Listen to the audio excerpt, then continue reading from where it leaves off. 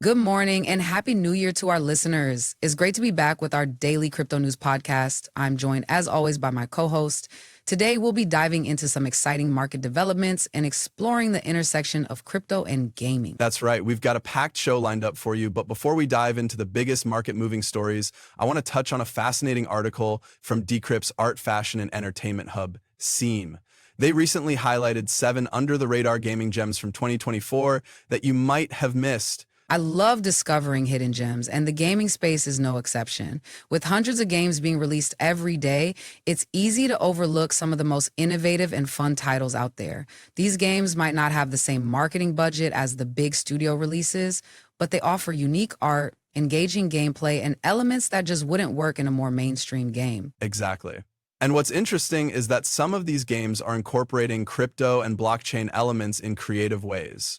We've seen the rise of play-to-earn models, NFT-based characters, and even decentralized gaming platforms.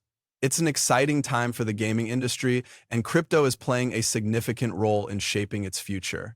That's a great point. The intersection of crypto and gaming is an area we'll be exploring in more depth throughout this episode. But first, let's take a look at some of the biggest market-moving stories of the day. Bitcoin is up slightly after a tumultuous holiday season, and Ethereum is seeing some significant gains ahead of its upcoming hard fork. Yes, and we're also seeing some interesting developments in the world of DeFi. A new lending protocol is gaining traction, and some of the major players in the space are making big moves to expand their offerings. We'll be breaking down all the details and what they mean for the broader crypto market. On to the cards. And this week, the cards started off with another Easter egg. What was that card? It's shaping up to be an exciting episode, and we're just getting started. We'll also be discussing the implications of the recent regulatory developments in the US and how they might impact the global crypto landscape. And of course, we'll be keeping an eye on the gaming space and how crypto is continuing to transform the industry. From NFT-based gaming platforms to crypto-infused esports tournaments, there's no shortage of innovation happening at the intersection of crypto and gaming. I love how our previous discussion on advancements in AI and its potential impact on the crypto space got us thinking about the role of human verification in online security. It's almost as if the universe knew we were talking about this because I just came across a fascinating project that turns the traditional CAPTCHA on its head. I'm intrigued. What's the project and how does it change the CAPTCHA game? Enter Doom CAPTCHA, a brainchild of Guillermo Rauch, the CEO of software developer Vercel. Instead of identifying blurry letters or pictures, users are dropped into a simplified version of the classic first-person shooter Doom, where they must blast demons from hell to prove they're human.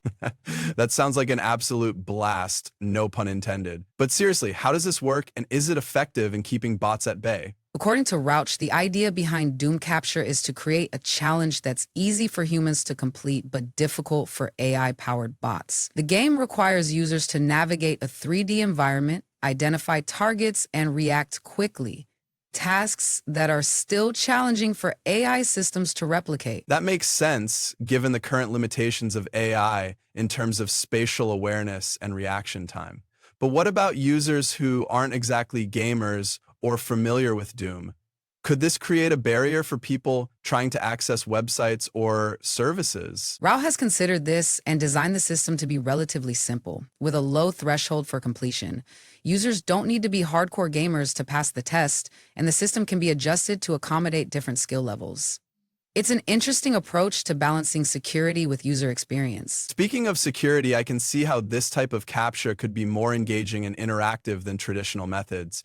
But what about potential vulnerabilities? Could hackers find ways to exploit this system, perhaps by developing AI-powered bots that can navigate the Doom environment? That's a valid concern, and one that Rauch and his team are likely aware of. As with any security system, there's always a cat and mouse game between developers and hackers. However, the fact that Doom CAPTCHA is based on a complex 3D environment might make it more difficult for hackers to develop effective countermeasures.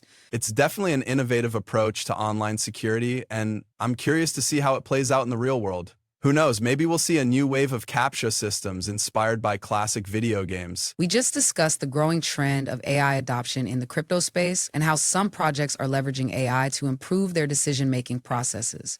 Building on what we discussed, I wanted to dive deeper into the world of AI agents and how they can be applied in various industries. That's a great connection to make. AI agents have the potential to revolutionize the way we work and interact with technology. I recently came across an article on Decrypt's Scene where they tested various AI platforms to see which one builds the best AI agents. Built Talk. That's fascinating. Which platforms did they test and what were their findings? They tested ChatGPT, Claude, Gemini, and a few others. What's interesting is that each platform has its strengths and weaknesses. For example, ChatGPT excelled in natural language processing tasks, while Claude performed better in data analysis and scraping. That's not surprising given the different focus areas of each platform. But what about the usability aspect? How easy is it for a regular person to build their own AI agents using these platforms? According to the article, it's not as difficult as you might think. With the right guidance and resources, anyone can build their own AI agents using these platforms.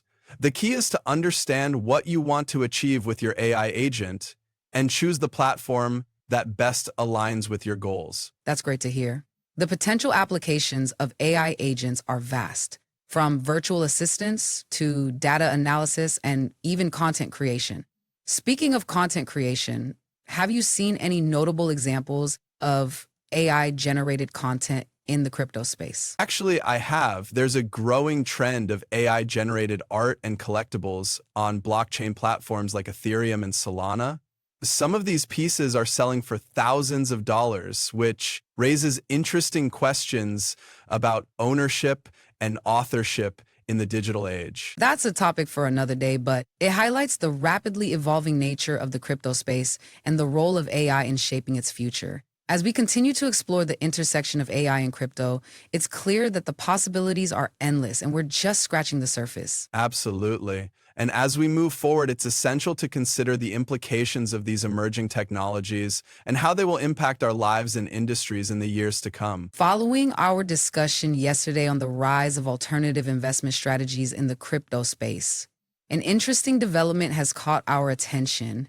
You might recall our conversation about companies adopting MicroStrategy's Bitcoin reserve strategy, but with a twist. That's right. It seems like Canadian investment firm Spirit Blockchain Capital is taking a page from MicroStrategy's playbook, but with Dogecoin instead. They're calling it the MicroStrategy of Dogecoin, which is quite a bold claim. Indeed it is. According to a recent statement, Spirit Blockchain Capital plans to leverage its Dogecoin holdings through a yield-earning strategy. This move is a clear attempt to attract investors looking for higher returns on their tokens. It's not surprising given the current market conditions. Investors are getting creative in their pursuit of yields, and this strategy might just pay off for Spirit Blockchain Capital. But what's even more intriguing is their ambition to expand this strategy to other major cryptocurrencies like Bitcoin and Solana. Building on what we discussed earlier about the growing demand for alternative investment products, Spirit Blockchain Capital's plans could be a sign of things to come. If successful, this could pave the way for more companies to explore similar strategies, potentially leading to a more diverse range of investment options for crypto holders. Speaking of diversity, it's worth noting that Spirit Blockchain Capital's approach is not only focused on earning yields, but also on showcasing the potential of Dogecoin as a viable investment asset. This could have implications for the broader adoption of meme coins and other alternative cryptocurrencies. That's a great point. As we've seen in recent months, meme coins like Dogecoin have been gaining traction, with some even outperforming more established cryptocurrencies. If Spirit Blockchain Capital's strategy takes off, it could further legitimize the use of meme coins in investment portfolios. And it's also worth considering the potential risks involved. As with any investment strategy, there are no guarantees of success, and the volatility of the crypto market can be unforgiving. Spirit Blockchain Capital will need to navigate these risks carefully if they hope to make their MicroStrategy of Dogecoin a success.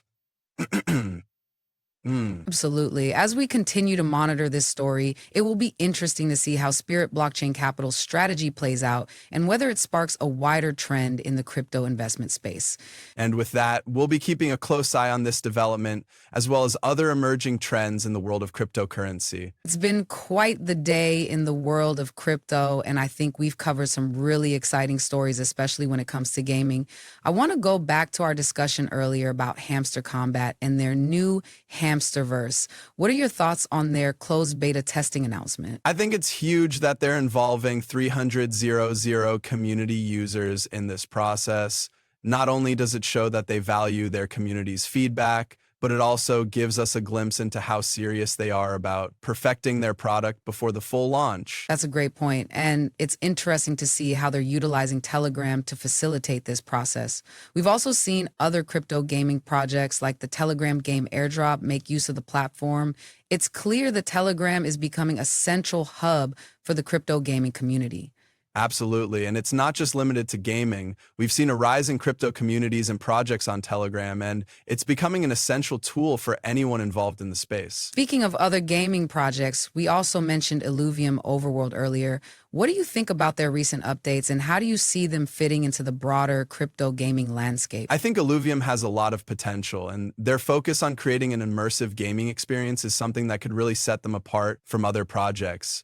It's also worth noting that they're not just focused on the gaming aspect, but also on creating a robust ecosystem that rewards players and creators alike. That's a great point, and it's something that we've seen other successful crypto gaming projects do as well.